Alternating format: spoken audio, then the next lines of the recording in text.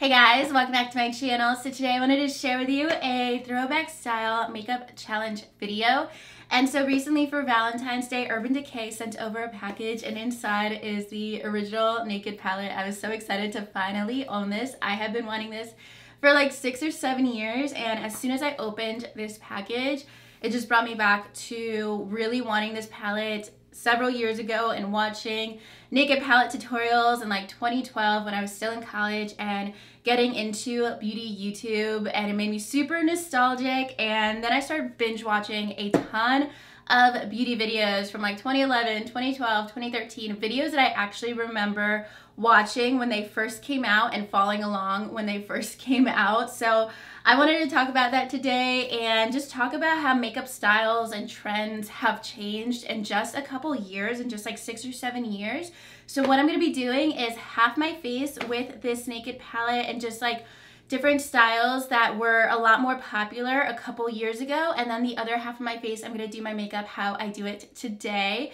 So if you guys are interested in seeing beauty guru makeup then versus now, then just keep on watching.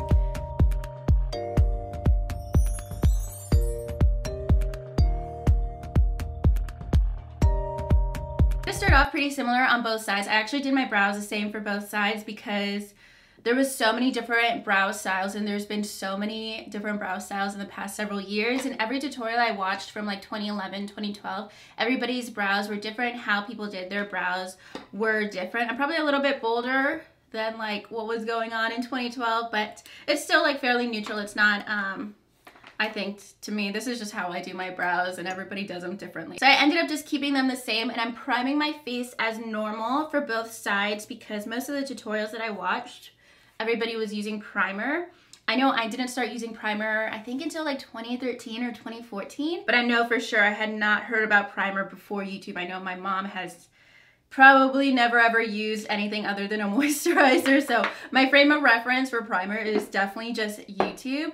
And then for foundation, I'm going to use the same foundation on both sides, but I'm going to do it differently for each side. And I'm going to do this side as 2018 and then this side as like 2011, 2012 makeup. And then I also just watched James Charles recreating the Jenna Marbles tutorial from back in the day, and I remember watching her tutorial back in college, and like just watching that video and him recreate it made me like be like, okay, this is exactly how I used to do my makeup, or a lot of things that she was doing is how I used to do my makeup too, and I want to see how it looks on me now. So that made me so excited. So I'm starting with the throwback side and I'm applying foundation with my fingers because a lot of beauty gurus, ooh, not on my eyebrow though. A lot of beauty gurus would apply their foundation with just with their fingertips.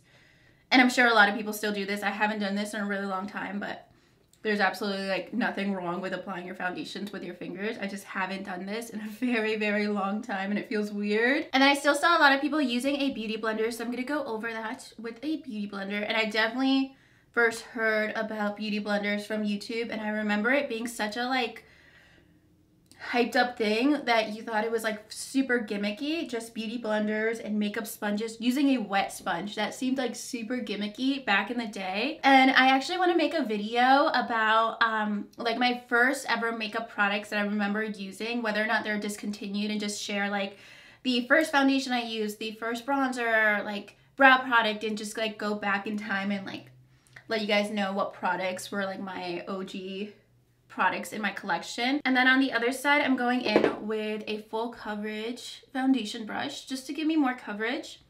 And then I'll finish it off with a beauty blender. And definitely, I think full coverage has become more and more of a like preference with time. And I always like to get a more luminous finish with the Pixie Glow Mist. So I sprayed on my beauty blender like 46 times. Like I spray it over and over and over, because I like more of just like a radiant finish regardless of what foundation I use, but especially if it's a mattifying foundation. This one is a little bit more luminous, so I didn't go in like too heavy with it. And then my current routine for concealer is color correcting, and this was actually more popular, maybe not more popular, but you would see it more so in tutorials a couple years ago. A lot of people prefer nowadays like a full coverage concealer, but I actually prefer to color correct and then use a more light coverage concealer. And then I just prefer the feel of lightweight concealer. So I always use the L'Oreal Pro Glow concealer. And I think this is very similar to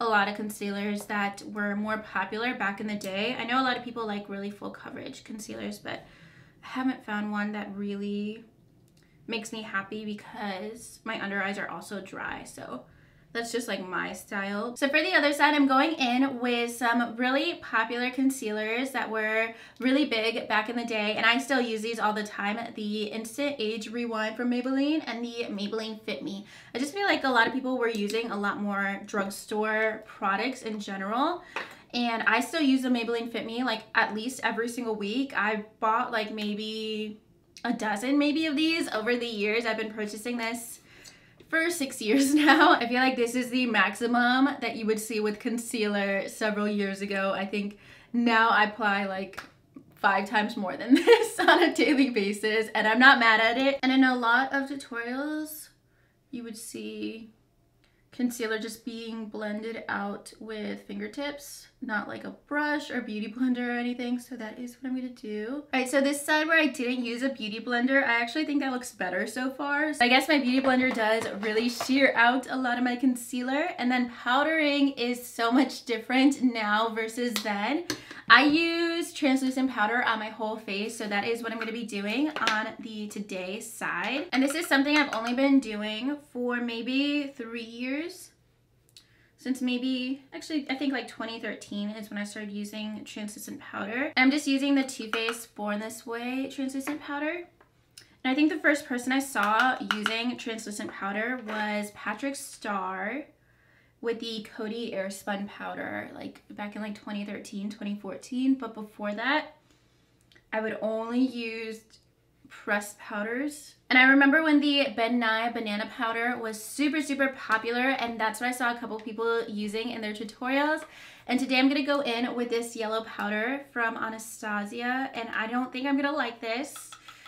And I like how the concealer looks right now, so I think I'm not gonna like this. But I do remember people really would go in with the yellow under eye setting powder. And I never had the Ben Nye banana powder, but it looks like it was very, very yellow. And I just remember going for that like really stark yellow under eye look to like overcorrect dark circles, and it was just not a good look. It was not a good look on me, and it's something that I don't want to do again. And what I would see a lot of beauty gurus doing several years ago, and I know I did this every day for years and years and years, is setting your foundation with foundation powder. So I'm going in with this Urban Decay Naked foundation powder, and this is actually like not the heaviest foundation powder. I don't think anybody was like really caking on powder like this in tutorials, but definitely using pressed powders versus a loose translucent powder and just getting more coverage with the powder. So coverage was definitely a lot more layered on back in the day compared to now. Like I feel like so many people start with full coverage foundations, but in older tutorials I would definitely see more light coverage foundation, spot concealing wherever you need it, and then setting with powder foundation just to add more coverage. So the differences so far are kind of subtle, but I really do not like the yellow powder under my eye. Like that just looks really heavy and cakey under my eye, just like really dry. And I'll zoom you guys in as I continue going on with the tutorial. Let me zoom you guys in now because I want to move into eyes, and I'm actually gonna do 2 completely different eye looks because I think there's been a lot of different trends in eyeshadows and eyeshadow styles in the past several years. So on the throwback side, I'm going to use the Urban Decay Naked palette that I talked about in the beginning of this video. And then on the 2018 side, I'm going to go in with the Soft Glam palette, which I will be reviewing probably in my next video. But let's see some differences in eyeshadows. This is where it's going to get a lot more interesting. So I'm going to zoom you guys in. We'll get started with the eyes. And we've definitely seen a lot of dupes to Naked palettes over the years, or just even palettes that are like very similar tones to this, but palettes that are more neutral like this and just eyeshadows that are more of these neutral shades are not as popular as palettes compared to like Soft Glam that are a lot more warm. If you guys just see like the difference in color scheme between both of these palettes, these just look like way more vibrant. And I think that over the years, like orange tones have just become more of like a neutral staple, and beforehand they were considered a lot more colorful. And I'm just going in with the shade Naked. So warmer tones have definitely been a trend for a few years now, and I don't want it to go away. I know like warm neutral palettes come out like 3 times a day.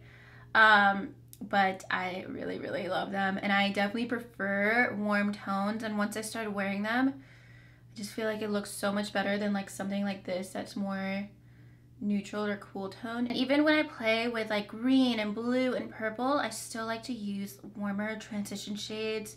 Just think it flatters my skin tone so much better compared to something that is more neutral or cool. So on the other side, I'm mixing the shades Orange Soda and Burnt Orange, these 2 warm tones for transition shades. And I'm using the same brush, but I just wiped off the other shade. I always need to start my eyeshadow with this brush, and I only have one.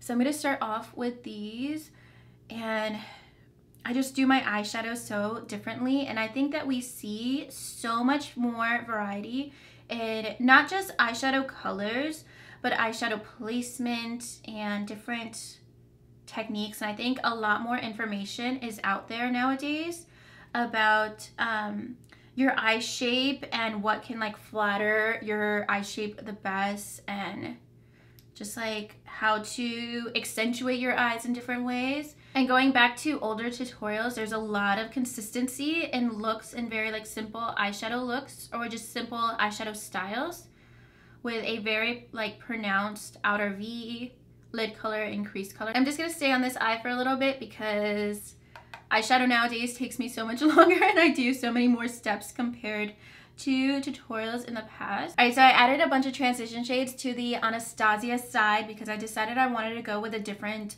kind of eye shape, so I can show you guys just like differences in eyeshadow trends.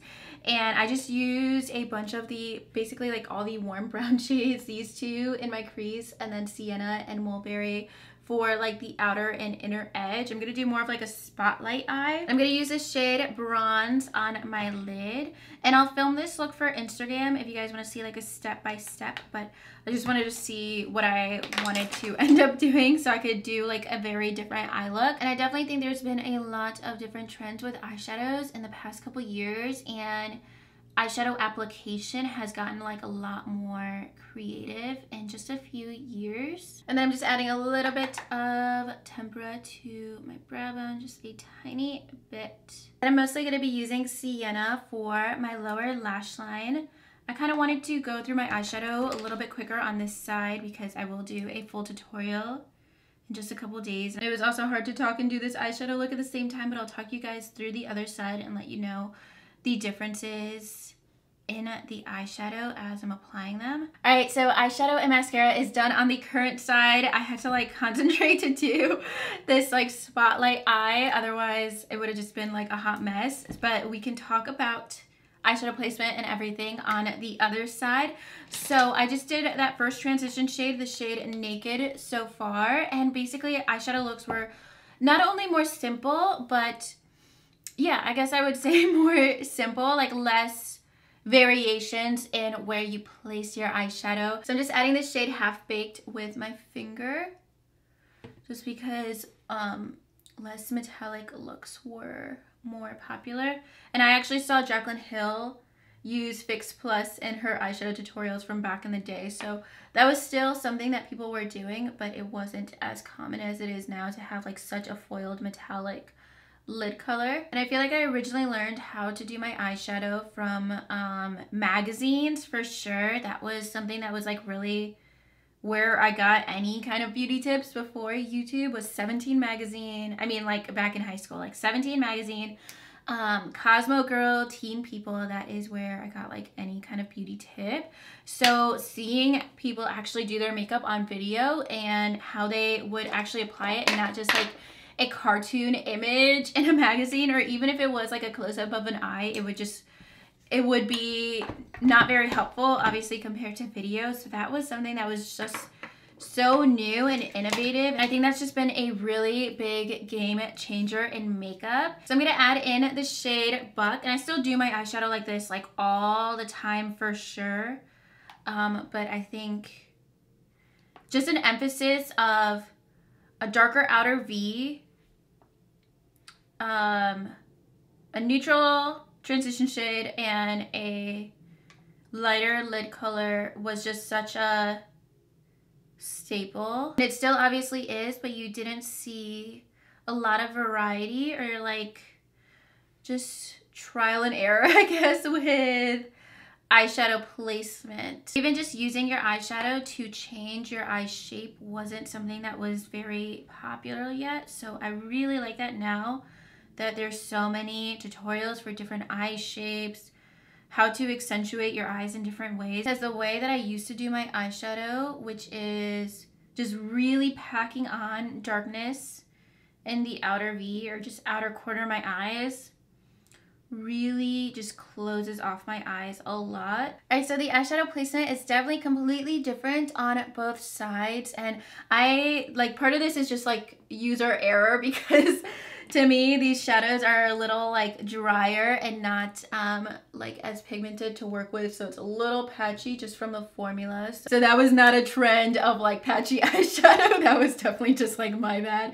But the actual darkness and the placement of the eyeshadow was a lot more popular, of just like emphasizing a really pronounced like outer V compared to the rest of your eye. And I also feel like just watching back a lot of tutorials, building up and like blowing out the colors in your crease has definitely changed over time. Like now I carry my eyeshadow almost to like basically under my brow bone, especially because I have smaller lid space and I have all of this area to work with for crease colors. So if I stop my eyeshadow here, it just stops my eyes there, and then it just makes everything like look weird on my particular eye shape. There's just so much more variety now with actual eyeshadow application and placement, and I'm happy about it because how I used to do my eyeshadow is just like what I would see in tutorials, and it would look so beautiful in tutorials. Like when I watched back like old Jaclyn Hill tutorials, Carli Bybel tutorials,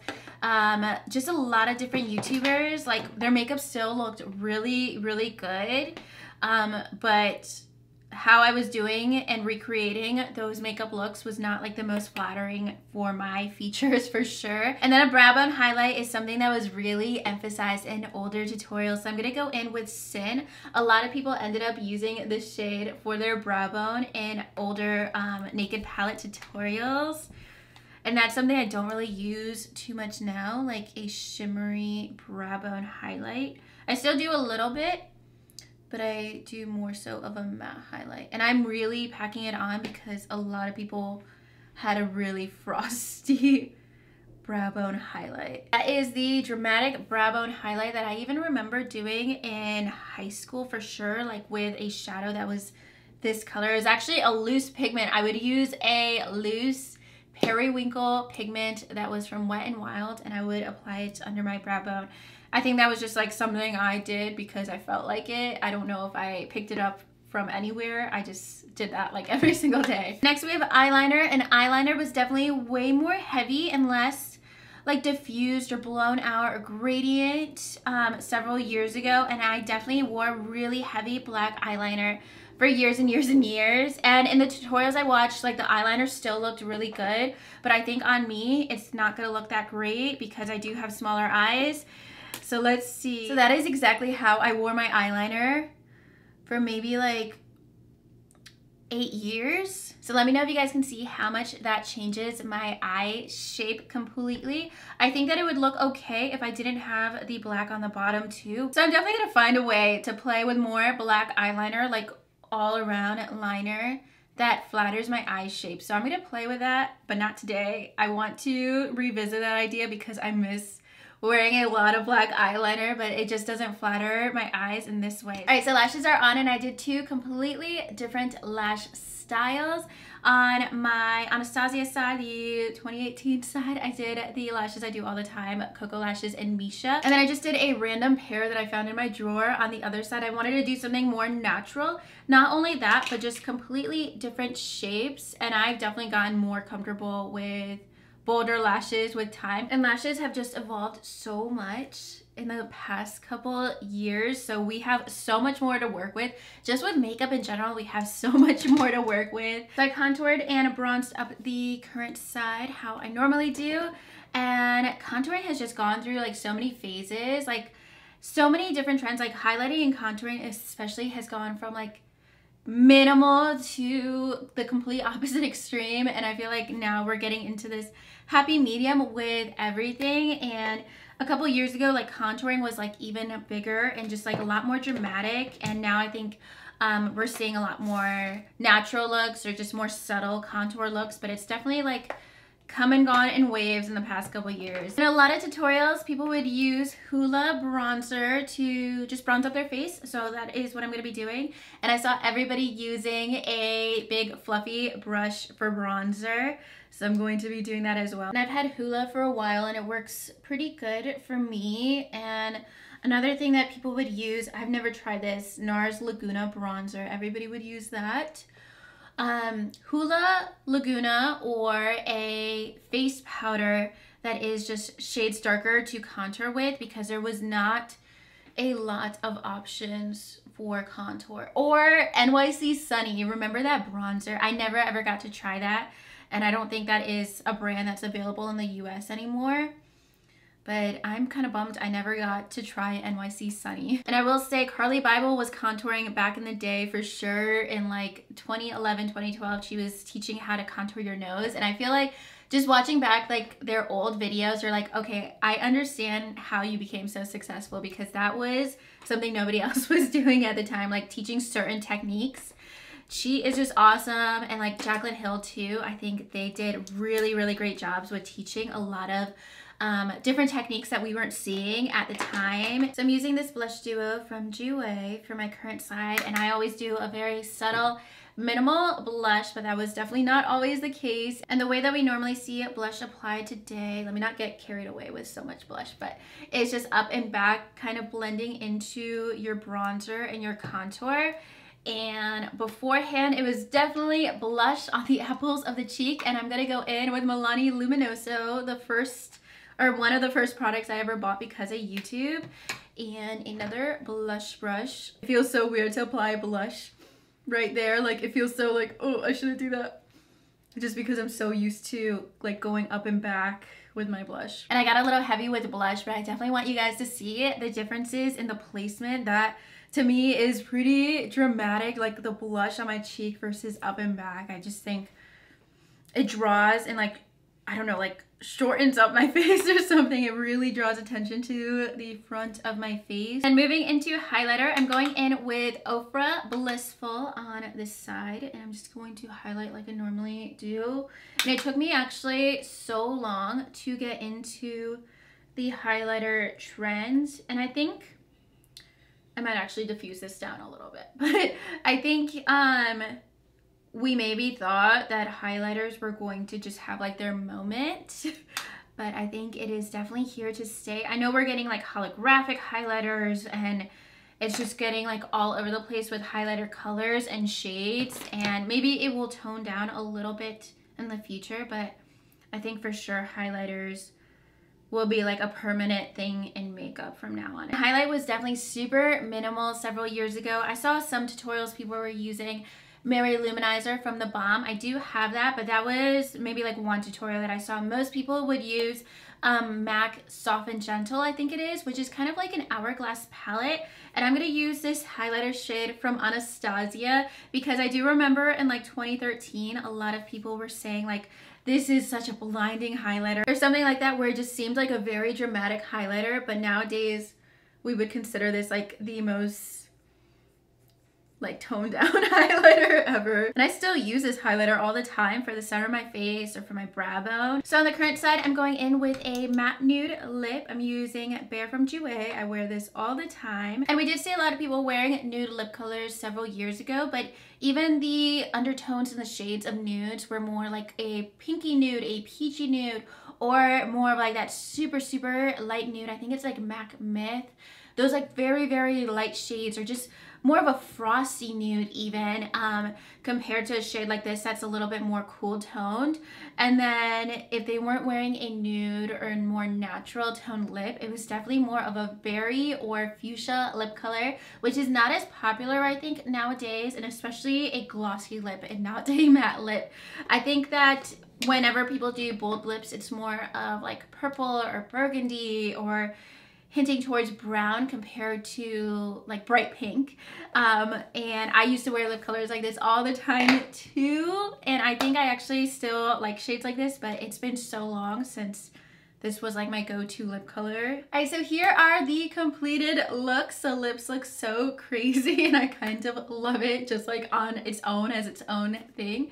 So here is the throwback side. Oh my gosh, that brow bone highlight is pretty intense.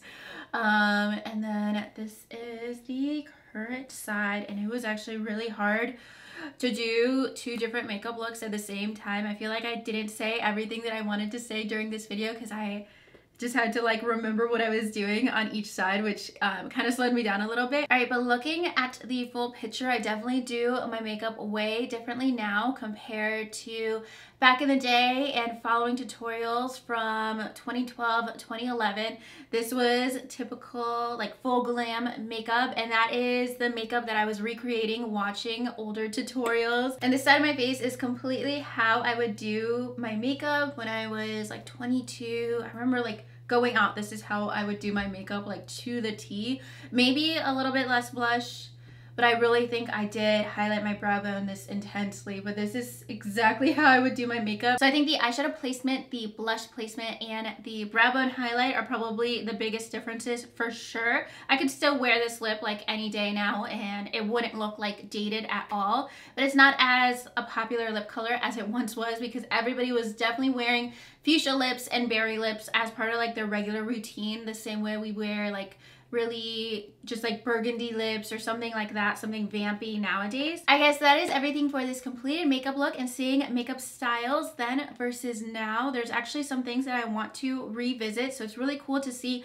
like kind of how I used to really do my makeup and what was being taught several years ago compared to now, and whether I want to incorporate some older trends back into my routine. So let me know what you thought about this video in the comments down below, and if you guys liked it, make sure you give it a thumbs up and subscribe to my channel if you haven't already, and I'll talk to you guys soon in my next video. Thank you so much for watching.